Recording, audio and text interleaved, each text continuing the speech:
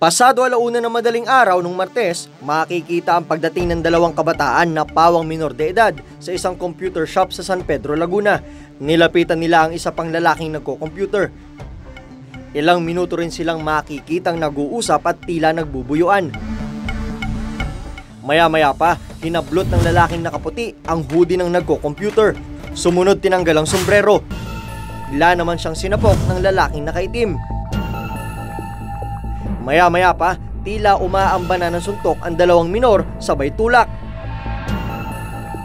Dito mas uminit ang tagpo. Pinaulanan na ng suntok ang lalaki habang tinatakpan niya ang kanyang ulo. Tadyak din sa tagiliran ang inabot niya. At ang isang lalaking nakaputi, hinila niya ang lalaki sa kinauupuan nito sabay pinagsusuntok. Dito na napaupo sa sahig ang lalaki pero hindi pa rin tinigilan ng dalawa. May nagtangkang umawat pero hindi siya napigilan. Habang nakaupo, makailang beses tinarget ang ulo ng lalaki gamit ang siko. Halos lupaypay na ang lalaki pero binira pa rin ng tadyak sa muka at dibdib.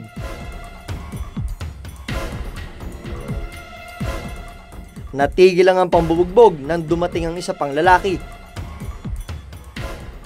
Dito na nakatakas ang biktima. Dumating ang may-ari ng computer shop kaya napigilan ang pagtakas ng mga nambubugbog. Pero pati siya sinuntok sa likod ng ulo.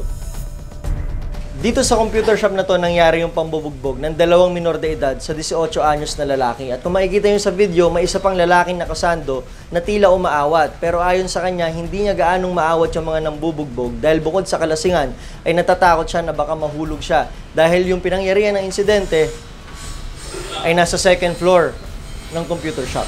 Ang lalaking binugbog, ang 18 anyos na si John John, hindi niya tunay na pangalan. Kwento niya, pareho niyang kaibigan ng mga nambugbog sa kanya. Kinakapatid pa nga raw niya ang isa. Nakainom daw ang mga ito. Nasabi nila sa akin, kaya daw nila ako ginanon. Babanato ko daw yung tropa nila. Ang nasa isip ko na po noon, kung lalaban po ba ako o hindi. Kaya ang ginawa ko na lang po, iningatan ko na lang po yung mukha ko. Nagtamo ng mga pasa sa likod si John John. Pero mas iniinda raw niya ngayon ang sakit ng ulo at batok. Ngayong araw, nagkaharap-harap sa barangay ang magkabilang panig.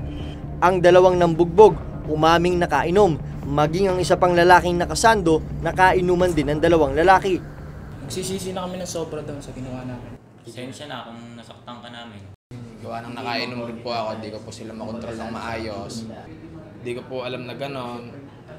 Tapos yun, umakyat po ako. Kala ko po, biro-biro lang po yung pagpapalo-palo. Ano naman, huwag na maulit yun. Sa akin tol, ayoko rin dumating sa punto na makulong kayo kasi may mga pinagsamaan din naman tayo eh.